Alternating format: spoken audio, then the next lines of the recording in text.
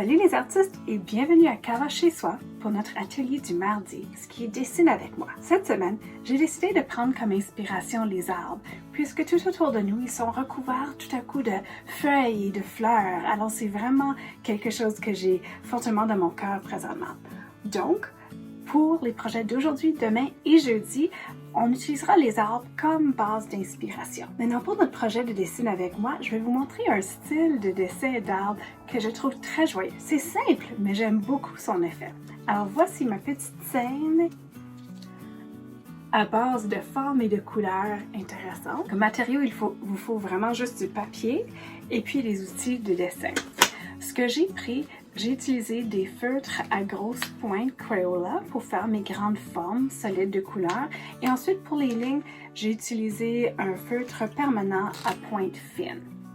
Vous pouvez vraiment utiliser n'importe quel outil créatif pour faire ce projet ici. Ça peut être des outils de dessin ou même de la peinture. Ce qui le rend magique, c'est tout simplement qu'on va créer des formes géométriques ou même des formes plus organiques et il ajoute tout simplement des détails noirs pour faire le tronc d'arbre et les branches. C'est ça qui va tout transformer dans des arbres. Même si j'avais le choix présentement et je voulais prendre mon médium préféré pour ceci, ce serait absolument l'aquarelle, puisque je verrais qu'on pourrait laisser tomber des gouttes de différentes couleurs dans nos formes pour faire des taches très intéressantes, ou même juste éclabousser de la peinture puis les tourner en arbre. Alors si vous avez en main du papier et de la peinture aquarelle, utilisez-le, ça pourrait être vraiment magnifique dans ce projet ici. Maintenant, allez chercher vos matériaux et revenez dessiner avec moi. Pour rendre mon dessin intéressant, j'ai décidé de faire 3 niveaux de scène. En bas, j'aurai des arbustes. Ensuite, je vais dessiner des collines et y ajouter des arbres. Et ensuite, on aura notre ciel ensoleillé. Comme vous pouvez déjà voir avec mes premiers 2 arbustes, j'ai choisi de ne pas utiliser des couleurs de ton naturel, mais au lieu, j'ai choisi une combinaison de couleurs que je trouvais plaisantes ensemble, qui faisaient une dynamique intéressante. Si vous utilisez des crayons de couleur, des crayons de cire, des feutres, ce que je suggère d'avance, c'est d'en choisir à peu près 5-6 couleurs que vous trouvez intéressantes ensemble.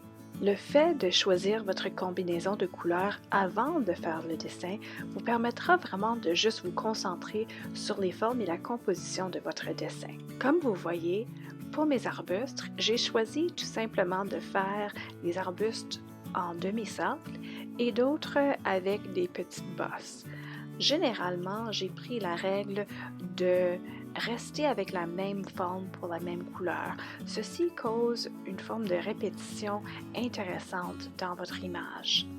À part de m'assurer que je ne plaçais pas la même couleur directement à côté d'elle-même, je n'ai vraiment pas suivi de règles dans cette partie du projet. Avec les couleurs super joyeuses que j'ai choisies, je trouvais qu'il fallait un beau grand soleil. Donc je l'ai déjà placé dans le ciel pour m'aider à bien placer le reste de mon dessin. Maintenant, je prends mon feutre à pointe fine, noir, et je vais dessiner mes collines. J'ai choisi d'en mettre 2, mais vraiment, encore une fois, ceci est votre choix. Je vais ajouter encore un petit arbuste avec une des couleurs que j'ai déjà utilisées et puis ensuite je vais choisir une de mes couleurs les plus attrayantes pour créer un arbre central.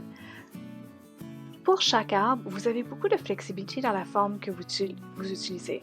Ça peut être des cercles, des ovales, des triangles, des rectangles. Vraiment, choisissez des choix qui vous intéressent et ça peut fonctionner. Nous pouvons tout transformer en arbre. Ceci n'est vraiment pas un temps de sortir sa règle et de faire des triangles, des rectangles parfaits. Je trouve vraiment que c'est l'imperfection qui ajoute de la personnalité à ce projet ici. Encore une fois, comme les arbustes, il n'y a pas beaucoup de règles à part l'idée de varier les couleurs. Et moi aussi, j'aime beaucoup qu'on varie non seulement les formes, mais les hauteurs. C'est pour ça que j'ai agrandi le triangle de mon sapin, puisque je ne voulais pas que tous les arbres terminent au même niveau. En dessinant vos arbres, n'oubliez pas que dans une forêt, les arbres ne sont pas tous dans la même rangée. Donc, pour créer l'effet d'avoir 2 rangées d'arbres, je vais permettre mes formes de se chevaucher un petit peu. Évidemment, ceux qui est caché un peu va paraître comme s'il est en arrière de la première rangée. Dans le monde, les arbres et les arbustes viennent vraiment dans toutes sortes de formes et donc soyez vraiment créatifs dans les formes que vous utilisez pour créer vos arbres. Comme vous avez vu ici, j'ai décidé de faire une série de pois et je vais les rassembler dans un arbre plus tard. J'ai été inspirée par un autre artiste qui a fait ceci et j'ai beaucoup aimé l'effet. Je n'étais pas certaine d'aimer l'emplacement de cet arbre ici. J'ai deux verres ensemble et ils se chevauchent un petit peu trop.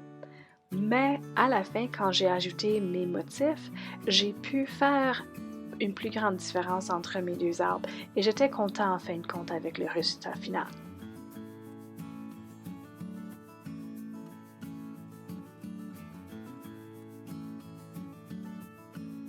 Une fois que vous avez placé la majorité de vos arbres, observez un petit peu l'espace et voyez s'il y a des places où il faudrait peut-être ajouter un petit quelque chose, une place qui est un petit peu trop vide. On veut garder des espaces blanches, mais de temps en temps, on va trouver que peut-être il y a un coin que l'image manque de l'équilibre puisqu'il y a trop d'espace blanc ici à comparer à d'autres places.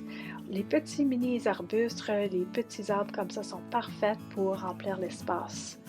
Une fois que vous êtes satisfaite avec le placement de tous vos arbres, c'est le temps d'ajouter des détails. Moi, je vais utiliser mon stylo feutre permanent puisque j'aime bien les lignes fortes, noires et fines, mais si vous n'en avez pas, vous pouvez aussi utiliser des stylos à billes, un crayon de couleur plus foncée ou même un crayon à mine. J'ai vite ajouté un spiral à mon soleil ainsi que des rayons et maintenant je vais passer à mes arbustes. J'ai décidé de tracer le contour de quelques-uns de mes arbustes et pour les autres je les laisse sans ligne de contour mais je vais ajouter des simples branches avec des lignes droites. Amusez-vous à ajouter les troncs d'arbres et les branches. Comme vous avez vu dans les arbustes, j'ai utilisé des lignes droites et simples pour les branches, mais ceci n'est pas nécessaire du tout.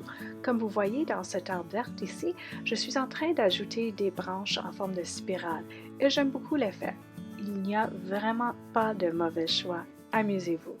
Maintenant, je vais accélérer la vidéo un petit peu plus et vous laisser observer et vous inspirer des formes et des lignes que moi j'ai choisies. J'ai hâte de voir ce que vous allez faire dans votre projet à vous.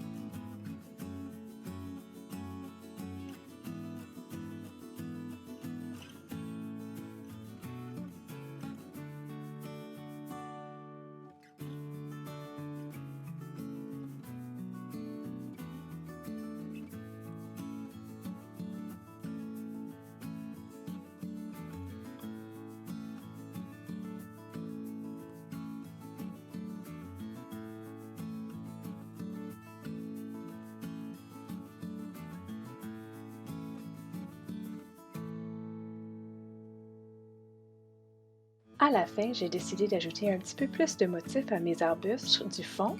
Et puis là, le projet est complet. Et puis, qu'est-ce que vous avez pensé du projet? Une des raisons que j'aime beaucoup ce style de dessin ici, c'est que ça me rappelle un petit peu du style ultra moderne du milieu du dernier siècle, qui est un style qui est redevenu vraiment à la mode maintenant.